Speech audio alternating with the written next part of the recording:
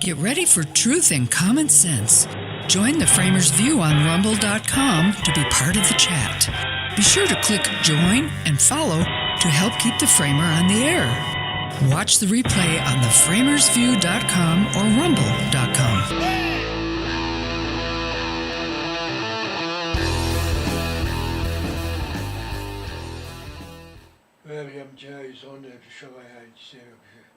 Oh, I'm sorry, I've been watching too much of Joe Biden in the last couple of days. Welcome to Framers View. Thank you for being here. I really appreciate it that you come here and join me because I'm falling apart. No, because it's important you be here. So, hey, Joe and Nancy, this is the title of my show. Joe, Nancy, Pocahontas, wheels are wobbling. Being an old race car driver, not big shot guy, but raced cars. And, I think about those last laps when you start, you're hearing things. You're hearing a miss in the engine. You're feeling them, shaking. Something's going on with the wheels. Maybe something's wrong with the suspension. The engine feels like it's going to blow up. It doesn't feel like it's got the power to act. People are coming up behind me, especially if you're doing well. And you just, the wheels are falling off. That's what you feel like is happening. That, my friends, is what's happening to what we like to call the Biden-Harris administration as it goes and crashes. Wow. This is a week to remember. And wow, that's all I can say about that. It's just a week to remember. So, hey, do me a favor. Click on follow, click on like, click on share, click on everything that you can down there at the bottom. Just keep clicking until you've clicked it all. It's because clicking it all is what makes the difference. We all know that. Right? Hello? Yes. Oh, yes. Yes, we do know that. So, got a lot to cover today. So, got some lighthearted stuff at the beginning. We've just found a breakthrough cure for something, and I want to be able to bring this to you. It's important you follow with that. Biden's making claims. Of course, we knew this was going to happen as soon as anything was going on in Israel. Nancy and the left-wing ilk are going crazy. When you wake up every morning and you've got this thing on your mind about the fact that Donald Trump won, and you're losing power, there's something that happens there. There's something that causes them to, just kind of lose their noodle. I guess that'd be the way to put it. So we'll talk about that. Let's get the guys out of the girls' bathroom. Okay, we're gonna get this done. And no matter what AOC says, latest numbers on corporate tax. There's some fascinating stuff that I found on that that really is important to understand, as all of these Democrats claim that Trump's all wrong, he doesn't know what he's talking about. Cutting taxes is going to create trillions of dollars of debt. Well, history doesn't prove that. Oh, the inflation is up too, and that's the other thing we want to understand is inflation is up, and some confirmation bull BS, and final, Ronald Reagan sums it up 40 years ago. We'll have that at the end of the show. I hope you'll stay with me because this is a special day because I woke up this morning. That's special, and so we'll be excited about that. But first, so this whole Israel Hamas, nobody calls it Palestine anymore. Nobody calls it Palestinians. It's Hamas because they're the ones that's in charge, and that's what's going on. This is falling apart. The changes that are happening by Hamas is causing Israel and Netanyahu to say, you know what? No, not going to do it. I got a video of Netanyahu thanking Trump and kind of thanking Biden because he kind of knows he needs to, has to. He really doesn't have to, but it's political. It's the way diplomacy works. in the world on the world stage. So they're going to be doing that. But you know, we really don't know who the enemy is. We think it's Hamas. We want to wipe Hamas out, which just means that, you know, the Houthis, whoever else is going to take control. We just have to have a will and a commitment. Those are two things that are the same thing: will and commitment. And I'm not talking about Pharaoh. Will and commitment. But if we can just understand as a country that our job is to stand up for our allies, and when we have the power that we have, do something to make them safe. That's all I'm saying. So today, more than 140 Democrats, yes, Democrats, voted against the bill to remove illegal immigrants that are convicted of sex crimes from the country. 140 Democrats. No, it's okay. Let's let them be all over the country. And yeah, sure, they're guilty of sex crimes, but they're newcomers. Whatever in the hell that means. This is how Hakeem Jeffries should be never considered for Speaker of the House ever if we lose the House eventually, which it's going to happen. We all know that. But you know, even the Chicago Bulls finally lost games back in the 90s. when you thought, you know, that's impossible, they couldn't possibly lose. Well, they did. And in politics, you're going to be in power and then you're not going to be in power. But this decision by Democrats, once again, to just vote against anything the Republicans are doing, talking about, or presenting as a bill, is embarrassing for them.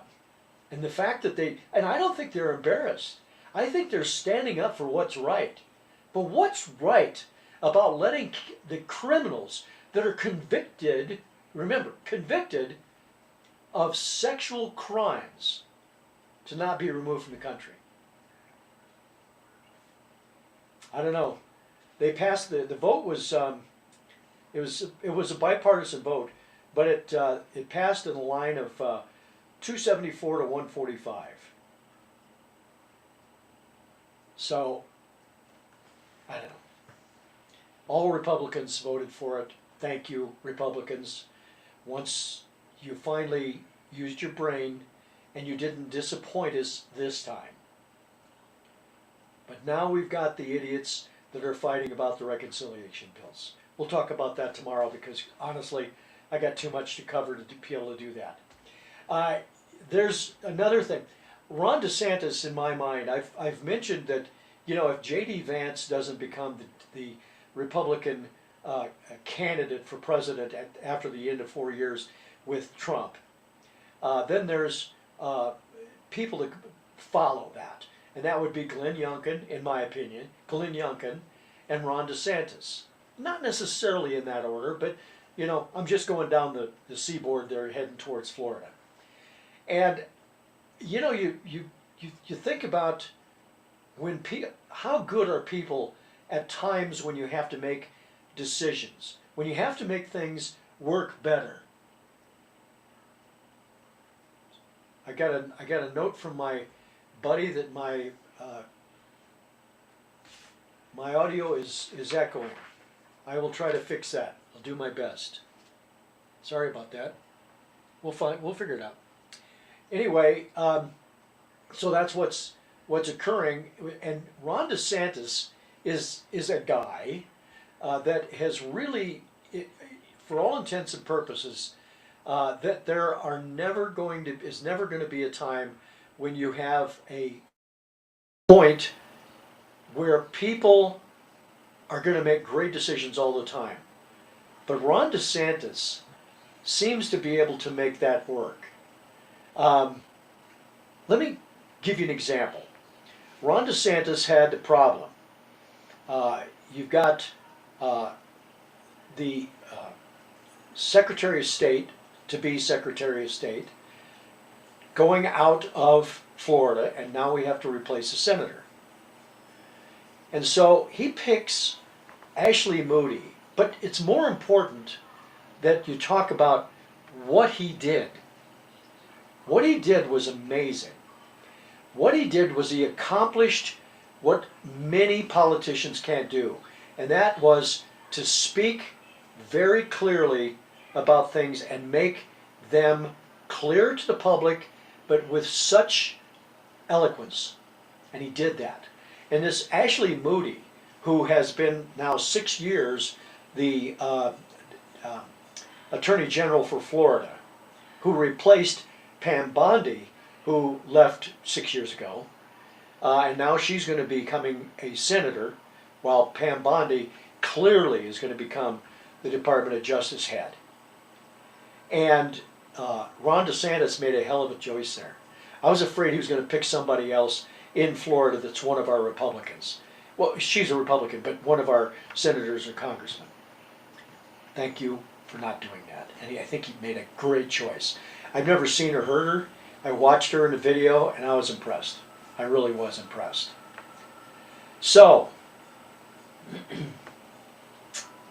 you know, there's a time in life where you have to find pharmaceuticals that will help people, and they have to be tested, and they have to be made, be sure that there's not going to be side effects, that they're going to actually work.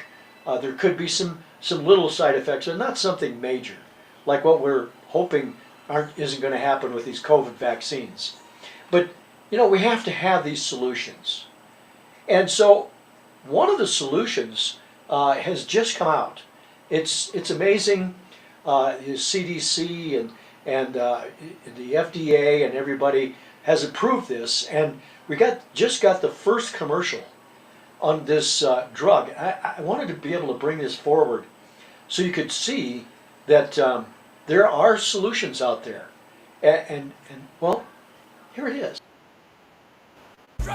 I used to believe everything I'd see on the news, but that's before I discovered a brain. A brain is meant for everyday use. Those living with moderate to severe stupidity have seen immediate improvement in common sense with a brain. I thought the government had my best interests at heart, and then a friend told me about a brain. Talk to your doctor about what news sources you obey. A brain may also lower your desire to take life-altering advice from celebrities. Getting lectured about my carbon footprint from people with 3 private jets used to make sense. But thanks to a brain, now I can think for myself every day. Gray biology began to flare up. I knew it was time for a brain. Do not try a brain if you're allergic to a brain. Common side effects may include accountability, discernment, homeschooling your kids, a better understanding of economics, awareness of the stupidity of socialism, and diarrhea. For tethering yourself to reality, the only no-brainer is choosing a brain. Ask your doctor if a brain is right for you. For more information, visit tryabrain.com. Yes, that is the prescription every doctor should give to certain people that we can all think about. A brain. That's, I don't know, that's just classic. A brain. So go to abrain.com and I think you can probably order that. Probably not. But there it is. Speaking of getting a brain, so this Israeli, Hamas, Palestinians, Gaza Strip, Iranian nightmare that started on October 7th a couple of years ago almost. Not almost, but a long time ago. Supposedly was coming to an end. And because they claimed everything's solved, we've got an agreement, all's fine. This morning, of course, everything's unraveling like a ball of twine. And I'm going to show you a couple of videos here. One, of course, which should not surprise you at all, is our good friend Joe Biden taking credit for this accomplishment. Well, we'll talk about that on the other side. But watch this video, and then we'll talk, because that's what we do right after a video, is we talk. Yeah. Because at long last, I can announce a ceasefire and a hostage deal has been reached. The deal is structured in 3 phases. Phase 1 will last 6 weeks. It includes a full and complete ceasefire, withdrawal of Israeli forces from all the populated areas of Gaza, and the release of a number of hostages held by Hamas, including women and elderly and the wounded. And I'm proud to say Americans will be part of that hostage release in Phase 1 as well. In exchange, Israel released hundreds of Palestinian prisoners. And during Phase 1, the Palestinians can also return to their neighborhoods in all the areas of Gaza. And the surge of humanitarian assistance into Gaza will begin. You know, during the next 6 weeks, Israel will negotiate the necessary arrangements to get Phase 2, which is a permanent end of the war. Let me say it again, a permanent end of the war. There are a number of details to negotiate to move from Phase 1 to Phase 2, but the plan says if negotiations take longer than 6 weeks, the ceasefire will continue as long as the negotiations. This is an example of how Joe Biden doesn't understand how it works. First of all, you never ever make an agreement where there's no deadline, where there's no end. You know, when you see sales, the sale ends on, I don't know, January 27th. And if you show up on the 28th, the sale's gone. Well, when you're negotiating a deal, especially for hostages, you to say, and if it's not done, we'll just extend it into infinity. That's really what he's saying. I mean, he's an idiot. The negotiation is terrible. Now, I know people are going to say, well, wait a minute, you know, Trump's got his guy over there working the deals. Who do you think can work this out? It's going to be Trump in the end. And the fact is that when are the hostages being released? When will that be? Oh, yeah, Sunday. And oh, by the way, what day is Sunday? That's the, now let me look at my calendar. Oh yeah, it's the 19th. And what day follows the 19th? The 20th? Yes. And if it's the 20th, well, can anybody tell me what's happening on the 20th? Yeah, Donald Trump is becoming president of the United States, and all hell is going to be paid if the hostages aren't released. And this whole thing has happened because of what Trump said, because what did he do? He put a deadline on it. He said, do this by this date or all hell is going to be paid. But Biden wants to take credit? Are you kidding me? He is doing the lap. He's trying to save himself, basically. That's what he's doing. So, you know, why would he think that? Why would he think that that's going to work? It's a good question. I mean, why would people believe that? They don't. But why would they even think it? You look at Kamala Harris in the background, and it's clear she's thinking, God, this is embarrassing. Even for her, she's smart enough to know that this is embarrassing. And wink and blink and a nod, standing behind him also. What a jack he is. So watch this further continuation of Joe Biden.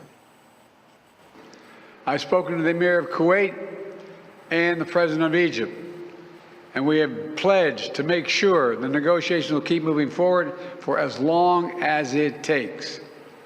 Then, when Phase 2 begins, there will be an exchange for release of the remaining living hostages, including male soldiers, and all remaining Israeli forces will be withdrawn from Gaza, and the temporary ceasefire will become permanent. And finally, Phase 3, any final remains of hostages who have been killed will be returned. Well, okay, first of all, there's like 100 prisoners in Israel from Hamas that are sentenced to life in prison that are being released. Now, what do you suppose they'll do? We talked about this years ago when people were released from Guantanamo after the 9/11 attacks. And those same people showed up on the battlefield that were released. And here we are again. And there's already predictions that they'll release them, but Israel will go in and kill them, and the war will begin again. This isn't that easy. What has to happen, instead of Joe sitting with his ass in his seat at the White House, they should, it's too late now. Anthony Blinken and his crew should have made agreements and made understandings and made plans for Joe Biden to go and sit with the enemy and the allies, ally in this case. Poor Israel, I mean, they're surrounded. But all of those people together and say, here's what we're going to do. And if I walk out of here and this deal isn't done and it isn't followed, and I expect this to be done by the time my plane lands in the United States of America, that we're coming in. Plain and simple. Now let's put this together. I didn't write that down. You can read my notes. I didn't write it down. I didn't have to think about that. It doesn't take much to figure out how to negotiate. And if you're President of the United States, or if you're Anthony Blinken, or if you're Department of Justice, of Defense, and you can't make these kind of plans and make these kind of arrangements and make it clear to the enemy what's going to happen if they don't, then you don't belong in that position. Part of being President of the United States, a big part, is negotiation. Negotiation with the Senate, with the House, with enemies, with allies. All of these things are continually involved with decision making and making America safe and our allies. So why we don't do this, why we haven't managed to accomplish this, I honestly don't know, except for he's just that weak. And Anthony Blinken has been a weak ass for years, long before he came. He worked for Biden for a long time in other capacities. He's nothing. He's a zero. You know, put him up against Pompeo, which I'm not a huge fan of, but Pompeo. Or put him up against some other people. Henry Kissinger. When you really think about it, Newt Gingrich working, as a Speaker of the House and his negotiation skills. Being a Secretary of State isn't just going over and having lunch with somebody. You're usually going there as a public relations event or to resolve a problem. And the public relations event usually is something to hopefully keep from having a problem occur. That's why they go from country to country. We're the most powerful country in the world, whether people want to believe this or not. And we have to have people in power that understand that understand what they need to do and how they need to do it. But this is not the case with Joe Biden, Kamala Harris, I don't know, all of them. I'm not going to name them all. You know who they are. It's a waste of time to mention their names ever again. But we'll have to. So Netanyahu sent out a thank you. First to Trump, and then he mentioned Biden, sort of. Netanyahu thanks Trump for securing hostages deal. Israeli Prime Minister Benjamin Netanyahu thanked in a phone call on Wednesday U.S. President-elect Donald Trump for securing a hostages deal and putting an end to the suffering of dozens of hostages and their families, according to a statement by his office. Now, keep in mind that they'll probably come together. Netanyahu agreed to meet Trump soon in Washington, the statement said, adding the Prime Minister also thanked U.S. President Joe Biden for his help in the hostages deal in a phone call. Oh, by the way, yeah, I talked to Joe. That's basically what they're saying, what he's saying. This is so clearly, so very clearly a Trump solution. Now, it'll be interesting to see. This is a conundrum. I guarantee you Trump's sitting there with his people saying, okay, how are we going to do this now? Because clearly Hamas isn't following the agreements. Clearly something's going to happen on Sunday, before I get inaugurated. But is it going to be what is required, and what are going to be our red lines? How are we going to handle this if they do this? How are we going to handle it if they do that? What if they don't do anything? What if they back out of this deal completely? What if it turns out Israel is the one that breaks this deal? Now, they've already kind of broken the deal because Hamas has been pushing back on some of the things that they originally agreed to try to use that negotiation skill to get their wants and needs done. What if Israel goes back on the U.S. and pulls some crazy stunt? Trump will do something, but I guarantee you he's thinking about that. He has to be. He doesn't have to be, but that's what he's doing. He's thinking about it, and he's wondering, how am I going to handle this one? But he'll figure it out. Speaking of handling this one and showing what we just showed on the Biden videos, one of the fascinating parts of what's happening today, and what I said when I said the wheels are wobbling, it started a long time ago. And it started with this whole process of everybody covering up for what Biden was incapable of doing. And because of his illness, because of his dementia, because of whatever he's diagnosed with. I'm not a doctor, I don't play one on TV. But he is diminished, and he has been for a long time. Watch this video with Nancy and Claire. You'll see who that is. And oh, by the way, also Rachel, and you'll find out who that is. The inauguration of Joe Biden and Kamala Harris, we established one of the most successful presidencies of modern times. His legacy will be legend among American presidents because of the selflessness he's shown over the last month. He ended the presidency of Donald Trump at one disastrous term, and he did it while being decent and civil and honorable and normal. Look at that person on the right. That is not a normal person. And for her to, everybody knows better. You look at that person and you know if her lips are moving, she's lying. Claire McCaskill, BS. Nancy Pelosi, clearly BS. It just goes on and on and on. And it's kind of sad because they know better.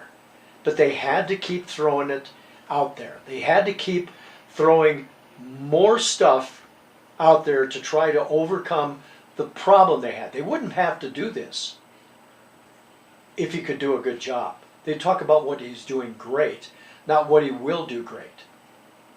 He's not. He didn't save America, and he wasn't saving America. It's just, that's it. It's not. So Nancy, she's a good example of somebody. When you wore out your welcome, family. This is a touchy subject, but family will sometimes, let's call it, they will take a point of operation where you say, 3 days is probably enough for a visit in our house. Or even if they're staying in a hotel and they keep coming back over this next day. 3 days, kind of like fish, goes bad. Nancy Pelosi has reached that point, which honestly, you wouldn't really think that would be happening because she has been able to overcome everything. But watch this CNN story. It's pretty amazing what they say. I want to ask you about Axios reporting on Nancy Pelosi and how some House Democrats are saying that they are basically sick of her, that she, quote, needs to take a seat, one senior Democratic lawmaker said, and there seems to be some discontent among the Congressional Black Caucus as well. I mean, what more can you tell us about this? I mean, she obviously was an incredibly powerful speaker, has been definitely, if you don't love her in the Democratic Party, then you probably fear her and you definitely respect her. So what is going on with this? I mean, this is all part of the fallout from the election, right? And people, lots of Democrats look at Nancy Pelosi and they look at how involved she was trying to push Biden to step down, which she eventually did. And I think really the thing that instigated this into a bigger issue was her comments to the New York Times, where she essentially said that if only Biden had stepped down earlier, had made that decision earlier in the year, then things might have looked differently for Democrats down ballot. And some Democrats spoke to Axios saying that they just feel like she is still trying to be the Democratic leader in a way that is unhelpful when they feel like Hakeem Jeffries is now their leader and someone that they respect, and that's building tension there. It's almost like they feel like she has too much star power and that's not actually. No, it's probably not. I think she still has a lot of power. I think she's diminished to some degree, but man, you may not like the team, you may not like the players, you may not like the fact that the team wins a lot. That's what the Democrats were up until we finally got this election. But sometimes there's players on that team you don't like that you go, yeah, I don't like this person, but man, kept the team together and certainly raised more money than any speaker for a party probably ever has raised money for candidates and for the DNC. Nancy Pelosi, she did that without a question. Does that make her a great person? Nope. But she was good at what she did. The devil's really good at what he does too. But you don't have to like him. You know? I think that's Hakeem Jeffries, in my opinion. Speaking of devils, you know that I talk about a lot about the women's, call it girls, sports, and men that are in women's sports. They're all trans. You have to be a trans to be able to do that. Usually you're a loser as a guy when you go into the women's sport to play, because you're number 400 in the men's, and then you go there and become a champion in the women's, which is smarmy in so many different ways. But you have to be a trans. And interestingly, I haven't seen any women showing up on men's sports to take a beating, try to run, jump, play against men and be better, which supports my point that women's sports is great, but there's a reason there's women's sports. We don't need to have women get hurt by guys that want to claim they're girls because they like to wear pumps. You look stupid in those shoes anyway, because your calves are bigger than, well, we won't get into it. So that's the beginning of this story. And then there's AOC, as I said, somebody that's wearing out her welcome, certainly to a lot of people. But she had to get into a scream fest, not scream fest with anybody, but when she was speaking in the House, talking about trans. Watch this. Republicans who have voted consistently against the Violence Against Women Act now want to pretend today that they care about women. And why?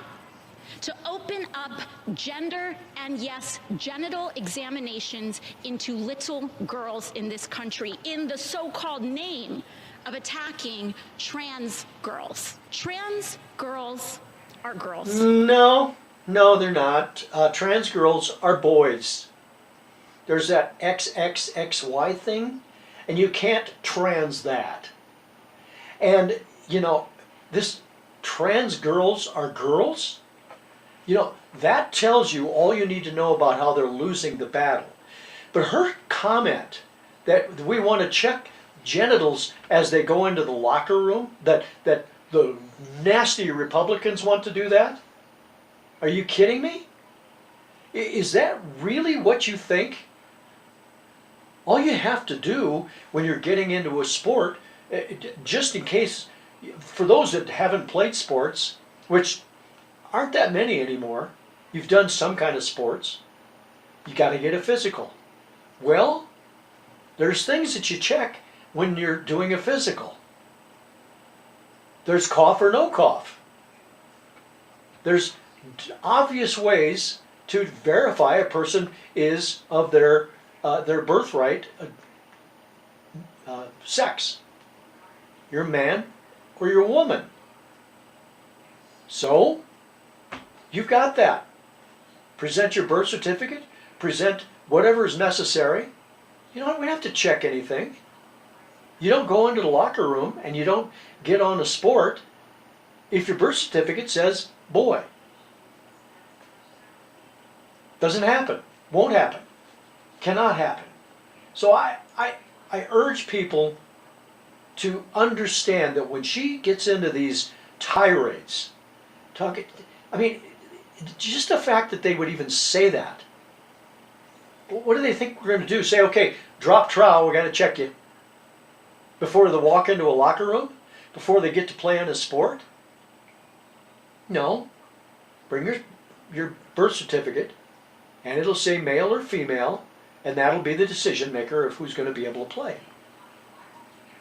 Simple. I don't want my daughter to get hurt. She's out of sports at this point. But for my daughter to have been in a locker room and have some guy swinging through the place and going into the shower, I'd lose my mind. And I'm not a prude, but there's a difference. There's a total difference. This is abuse we're talking about. This is abuse. To force women to experience that when they're young, they're innocent, and their parents should be able to make decisions.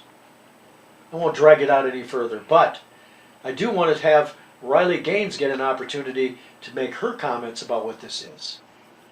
If she spent 2 seconds reading the bill, she would know this has nothing to do with genital inspections. This has nothing to do with any sort of anatomical examination. This resorts to birth certificates and a routine physical, which every athlete already has to complete to be able to play their sport anyway. And so to watch the theatrical performance, which that's exactly what it was, from pretty much all of the Democrats on the House floor, it was disheartening. And to continue to see them tout about women's rights, and she mentions the Violence Against Women Act. Do we remember how AOC voted on the Violence Against Women by Illegal Aliens Act? Because she voted in opposition. So, I mean, look at these people. Look how they voted on the Laken Riley Act. Look how they voted on the Save Women's Sports Act. And if they were a no on one or both, then they do not get to continue to say they support women. Good for her. Good for her.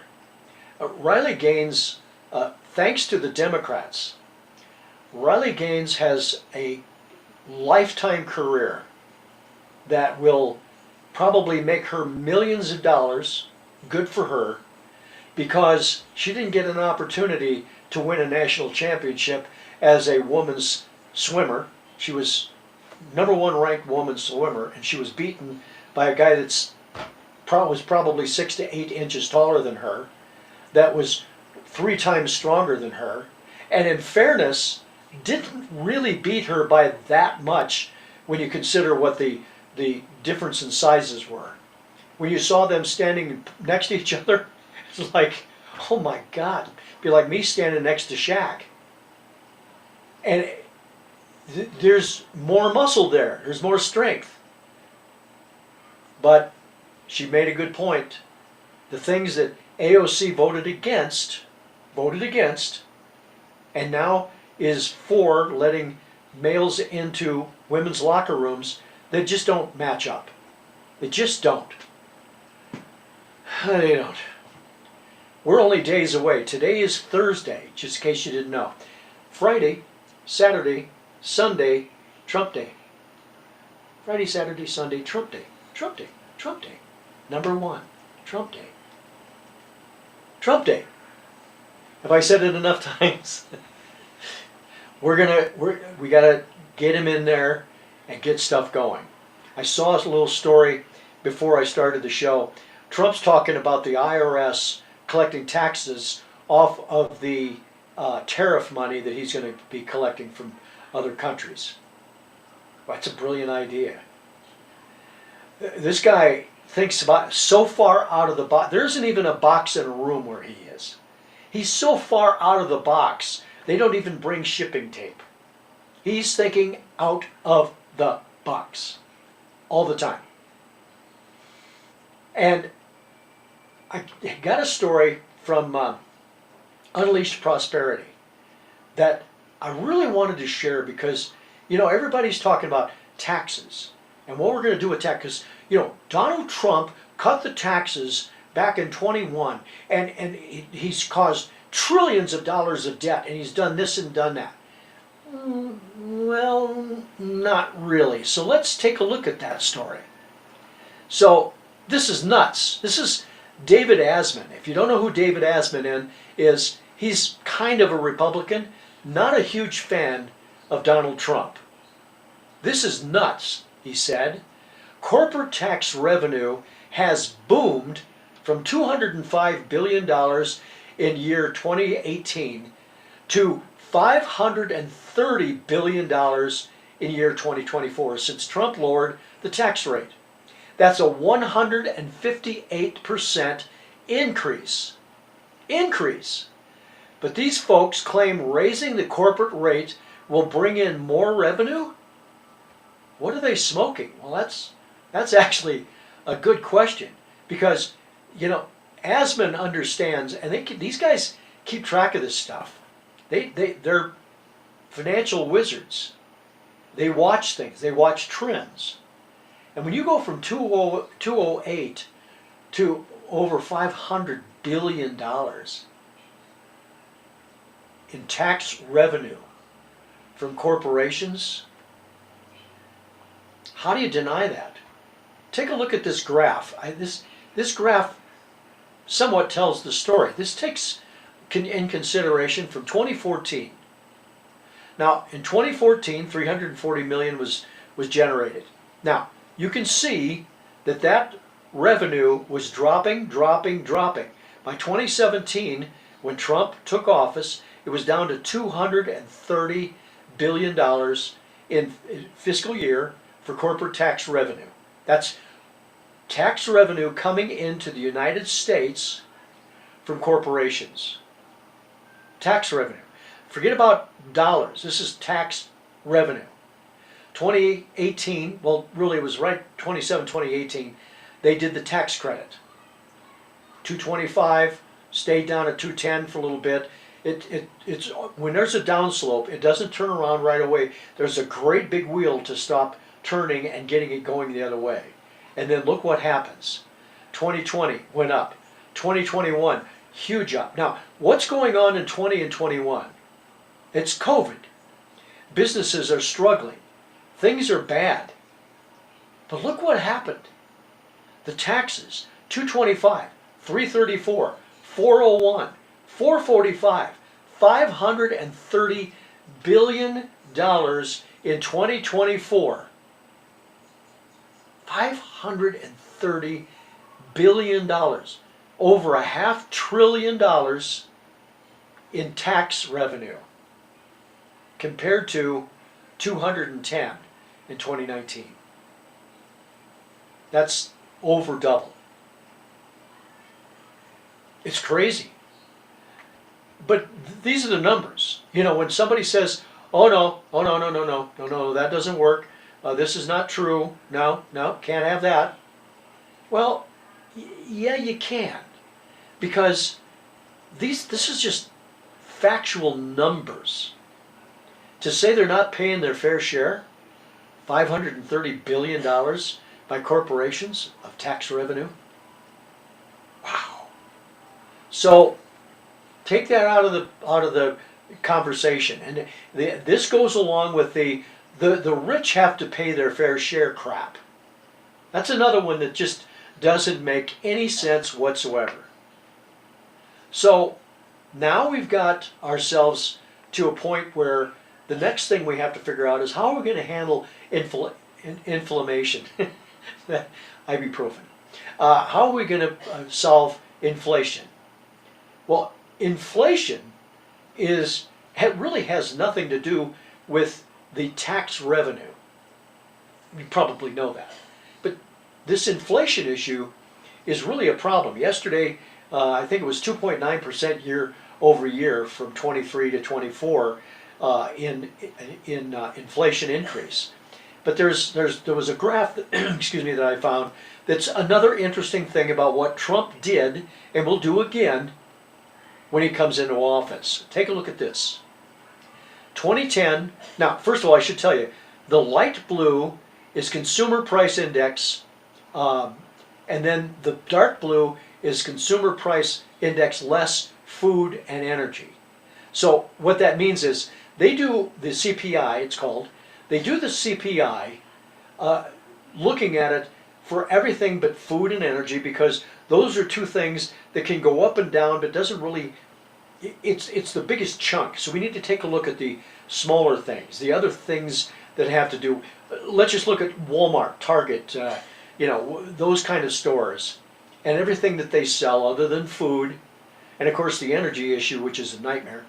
But so you look at this and you look at what goes on, and the inflation rate stays down. And look at this down in 2020 at the bottom there, where it dropped down to almost 0%. This is the rate of increase. This is the inflation. And it was even down when you considered it less food and energy. It was still down to what is that? Well, I think it was 1.4 when Trump left. 1.4% inflation rate. And it survived for a little bit, and then look what happened. Boom. And we went up with the CPI that is without food and energy, we were over 9%. We were over almost, well, basically 6 3/4 with considering food and energy. And it goes all the way down over here on the side, and their prediction is that it's going up again, which it is. And that is why Trump needs to get in here and be able to get the job done. The figures don't lie. Liars figure, figures don't lie. People are always going to try to make themselves look better. That's why I say I'm 6'3". Sometimes I say I'm 7 foot, because both of them are a lie. But the point is here that Trump has claimed that he's going to fix this. Biden has claimed that he made the economy better than it's ever been before. Trump has to prove it, and Biden is a liar. Pretty simple, isn't it? Does it take a mathematician to figure this out? Because the mathematicians already gave us the numbers. We saw how inflation worked. We saw how the CPI worked over these years since Trump did the tax cut in 2018, when they said it was going to be trillions of debt. Didn't turn out to be that way. Didn't turn out to be that way. All right. With that said, and going through the inflation, let's have some fun with confirmations. The confirmation hearings that's going on in the Senate is just classic.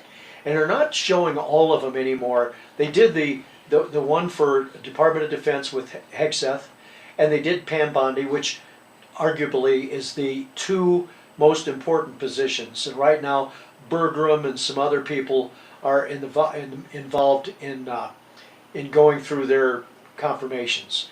But they did those two and showed them big time. But there was a funny moment when Elizabeth Warren, we all know who Elizabeth Warren is. Elizabeth Warren reminds me of my 4th grade teacher, who the way she talked and the way she communicated was just, I don't know, it was irritating. Even as a 4th grader, I was like, what? I'm not sure it was 4th, I think it was 3rd. But it was just stupid. And she was just obnoxious. That's the only way I can put it. I'm trying to come up with another word, but obnoxious is the only option we have. So Pocahontas was talking to, oh, I'm sorry, Liz Warren was talking to Hegseth and discussing about generals, which, by the way, I don't think it's in this clip, so I'll mention it. World War II, there were 7 generals in all branches of the military. Now there's like 70 or 90 generals. What are we doing? But watch what Elizabeth says about the people that come out of, you know, like good example of a general, a brilliant guy, Jack Keane. He was a 5-star general. I think he's the last 5-star general that we've. No, he was a 4-star. Excuse me. The last one was Eisenhower. Except for me. Of course, I was 5. Oh, that's a lie. I'm sorry, I got Biden disease there for a second. But anyway, Jack Keane, if he would have just come out of the military, he couldn't have gone into Department of Defense. You have to be out for 7 years. You can get, Lloyd Austin got a buy on that to be able to go in. But he was close within a year or two. He's worthless, but that's not the subject. So watch what Elizabeth Warren screws up and does. This is fun. That every general who serves should not go directly into the defense industry for 10 years. You're not willing to make that same pledge? I'm not a general, Senator. You'll be the one, let us just be clear, in charge of the generals. So you're saying sauce for the goose, but certainly not sauce for the gander? I would want to see what the policy of the Oh, I'll president is. bet you would. Yeah, he would want to see the policy. See, that's why this works with Republicans. Pam Bondi has done this. She's asked a question that can't be answered without her being able to review it. I'm not going to, take this on as a discussion when I don't know all the detail. Of course you're not. Democrats, it's like having a drill next to your head and they're just drilling into steel all day long. That's what Elizabeth Warren is and all of these people. And they do it over and over again. That's the fascinating part. That they, if you ever have talked to a lawyer, go to law school, one of the first things they teach you is never ask a question that you don't know the answer to. Never ask a question that could lead to something that would destroy your story. Never put yourself in a position of embarrassment. Come up with a way to ask a question, or don't even ask it, but ask a question so that you can use that to further your story. That's why I decided I didn't want to be a lawyer. I was like, I'm going to take a shower. And that was a long time ago. But you cannot put yourself in a position where you ask a question where that person can come back at you and just basically turn you upside down. So what the hell am I talking about, you might be saying, says one man, as Gutfeld says. Well, let's take a look at White House. White House is a senator from, I can't remember where he's from. I think he's not Maine, maybe, I don't know, New Hampshire, one of these totally liberal states. But he asks a question of Pam Bondi yesterday, and the response was classic by Pam Bondi. It would not be appropriate for a prosecutor to start with a name and look for a crime. It's a prosecutor's job to start with a crime and look for a name, correct? Senator, I think that is the whole problem with the weaponization that we have seen the last 4 years and what's been happening to Donald Trump. They targeted Donald Trump. They went after him, actually starting back in 2016. They targeted his campaign. They have launched countless investigations against him. That will not be the case if I am Attorney General. I will not politicize that office. I will not target people simply because of their political affiliation. Justice will be administered even-handedly throughout this country. Oopsie! He was shot with a space modulator. Well, I can't even believe he asked that. How could you possibly think that what you've been doing for 4, 5, 6, since, like she said, since 16, that the Justice Department has been doing, that Democrats have been doing, that he could ask that question of somebody that he should be aware is way smarter than he is. And to bring that up, and she so calmly laid him out, filleted him, deboned him, filleted him, and froze him to throw him in the freezer. He's meat. And the look on his face when she started that, I don't know if you caught it, but he looked down and he kind of, his eyebrows went up. Another, again, body language that I talk about all the time. It was like, oh, whoa, I shouldn't have done that. I've had that happen to me. We all have. We say something and it's like, God, in the back of our mind, we're thinking, why did I say that? For whatever reason. Just anything. You know, whether it's a family situation, a business situation, political, you're going to say something stupid. But you would think, they all have everything, it's scripted. It's all out there on a piece of paper. You would think somebody would look at that and say, do you really want to say, take a name and find a crime? Do you think that's an idea that you want to do? How about have a crime and find the criminal? Because they didn't have a crime, ladies and germs. There was no crime. There were no crimes. Ever. When you really get right down to it, these things, going clear back to the first one that everybody is mad at me when I bring it up, E. Jean Carroll and the sexual harassment case, where she claims she was abused by Trump in a dressing room in a department store. Are you kidding me? Have you ever, you know, any guy that's been with his wife at a clothing store when she's trying on clothes, she'll holler out, hey, would you grab a different size and bring it to me? Yeah, I'll do that. There's people in and out of there, and there's always a woman where there's a women's dressing room in that aisleway. They would have heard that. The Secret Service that would have been with Trump when that supposedly happened, his own security would have been there. They didn't bother talking to him, did he? And why did they do that? Because they'd say, no, this never happened. It starts there, and then it's Letitia James, and it just goes on and on. All the way through everything that you can imagine, including Jack Smith. That's why we have a problem today. And we got to fix it. There is somebody that knew how to fix it, though. And I promised you I was going to show this to you. You know, some of you that watch this show are not old enough to have experienced life with Ronald Reagan. And, you know, they all thought he was a doofus. And they all thought that he was dangerous. And they all thought he was just a B actor.